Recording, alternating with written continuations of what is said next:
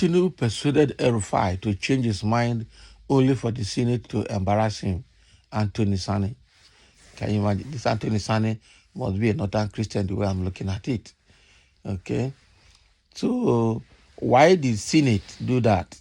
It wasn't Senate that embarrassed him. It was petitions that came against him. Senate was actually working on information that came.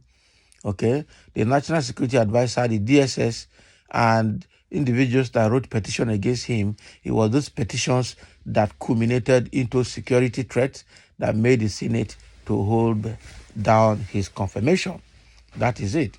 So it was not the Senate that, on their own accord decided not to confirm Elrufai's appointment. Let's correct that. A former National Publicity Secretary of the Arewa Consultative Forum, Mr. Anthony Sani, has alleged that President Bola Tinubu persuaded Nasser Elrufai to change his mind about working in his cabinet, only for the Senate to embarrass the former Kaduna State Governor. According to Tribune Nigeria, the former ACF Secretary stated categorically that he strongly believes that Elrufai was treated unfairly by the Senate, and according to him, the situation should have been handled better if the president no longer needed his service. He said, I do not like the way former Governor Nasser Elrufai was unduly mortified. Here was a situation where the former governor had said publicly that he was done with public service. It was Mr. President who persuaded him, Elrufai, to change his mind, only for the Senate to embarrass him. I am not a fan of the former governor precisely because he is a grim man who loves duty more than humanity. I still think the former governor has not been treated well by the Senate, or has not been treated by the Senate fairly. Can you imagine? So what Anthony Sani is saying is putting the blame now on Senate for not approving Elrufai's ministerial confirmation. So because Tinubu persuaded him to come and work with him in his cabinet, only for Senate to throw him out. The truth remains here that Tinubu nominated Elrufai thinking that everything will go through. Okay, but what knocked Elrufai out is his behavior, his posture, and his record in Kaduna as a governor. How under him, look at the statement he made now, under him, bandits were killing the Christians in southern Kaduna, and he didn't do anything about it. Rather, he sent the military to protect the bandits. That was the things he did. Secondly, he came out, they killed the Labour Party women leader, Victoria, in that state, and up to now, no investigation, nothing had happened. The same Elrufai came out to say that they have established Muslim ticket in Kaduna also, and have established it in Nigeria at federal level, and for the next 20 years, Nigeria will be grappling for that, meaning that he has Islamization agenda at the back of his mind, meaning that he is a jihadist. So with all the statement Elrufai has been making, proves that he has some, it's a potential security threat in Nigerian political and social space or democratic space. Okay, based on the petitions that came through, DSS stopped him. National Security Advisor Nuhu Ribadu stopped him, and then Concerned Nigerians also wrote petition against him. So all of this put together, he was to be investigated. I don't know how that investigation has gone, but the bottom line is that all of those things were the points that Senate used to ensure he was not confirmed, because the NSA and DSS didn't back down as well. So at this point, truth to be told, I don't think it was a problem of the Senate. It was a problem of people that brought up issues against him, and those issues were very weighty, and they could not be just, flushed aside like that. So it wasn't Tinubu that embarrassed him, or Senate that embarrassed him. It was because he has a lot of security issues around his neck, and cannot and will not be minister because he's a tribal bigot, he's a religious bigot. That's how bad it is. Okay. There are a few comments here that came from a few individuals. Somebody said, go to court and defend him there, Abi.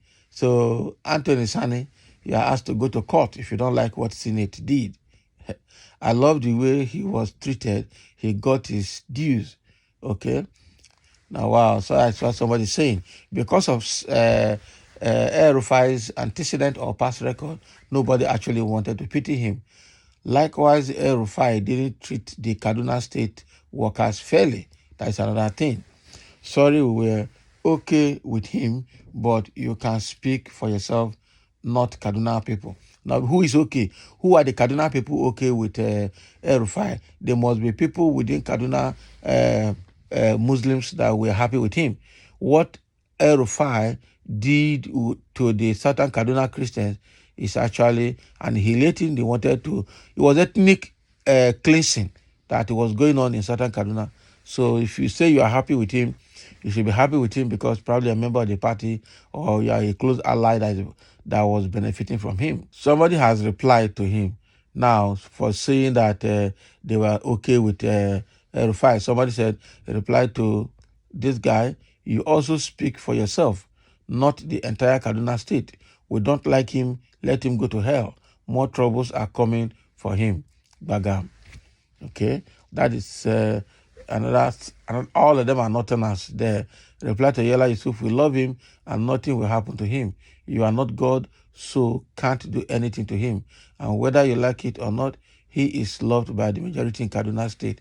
Not really majority because it's an Hausa speaking state now. Okay. So are you saying that the Christians in Southern Kaduna are minorities and so is irrelevant or it doesn't matter, Abi? Truthful people are the most hated.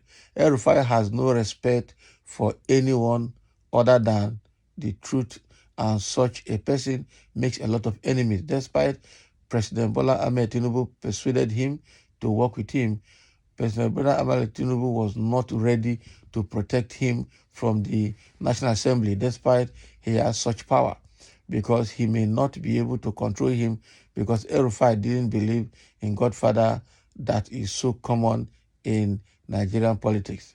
Okay, so he saw it coming and was prepared for it.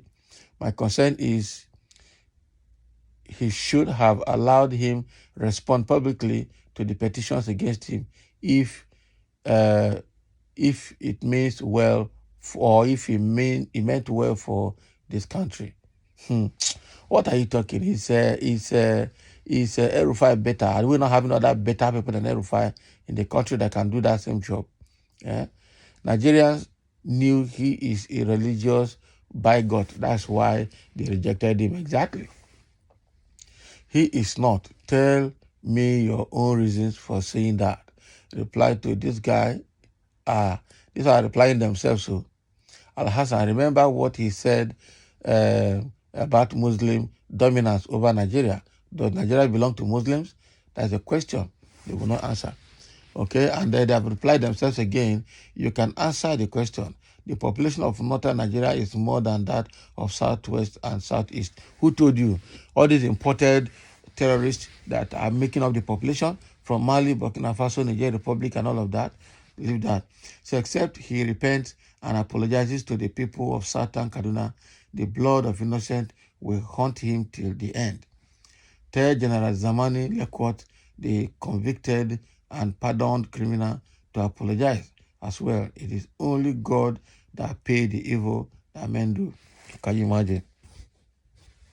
So what people are saying here, people are supporting Elrufai. Some say no, some say yes. With what Elrufai done in Kaduna, it was good that Nigerians rejected him. With all the Muslim sentiment he was promoting, okay, it was also good that he was stopped by the DSS and by everybody and by the Senate. Okay, so he cannot, eat his cake and have it. Well, even when some people are saying they like him, that is also their personal opinion. So thank you for listening, and let's have a comment.